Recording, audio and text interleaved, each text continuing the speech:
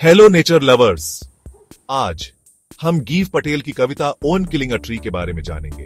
यह कविता हमें इंसान और प्रकृति के बीच के गहरे रिश्ते की याद दिलाती है। पहले तो पटेल बताते हैं कि पेड़ को मारना इतना आसान नहीं है कि बस उसकी डालियां काट दी जाएं या तने पर वार कर दिया जाए। पेड़ बहुत मजबूत होते हैं। उनकी जड़ें जमीन में गहरी होती हैं, जो धरती से ताकत और जीवन लेती है।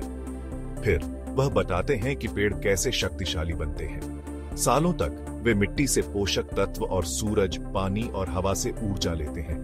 वे मजबूत बनते हैं और हमारे पर्यावरण का एक महत्वपूर्ण हिस्सा बन जाते हैं। लेकिन अगर कोई सचमुच एक पेड़ को नष्ट करना चाहता है, तो पटेल चेतावनी देते हैं कि आपको उसकी जड़ों को उखाड़ना होगा। उन जड़ों को धरती से बाहर निकालो और उन्हें धूप और हवा में खुला छोड़ दो। तभी पेड़ सूखेगा और मरेगा, क्योंकि उसकी जीवन शक्ति उसकी जड़ों में होती है। इसका मतलब क्या है? यह कविता मानवता के लिए एक गंभीर चेतावनी है।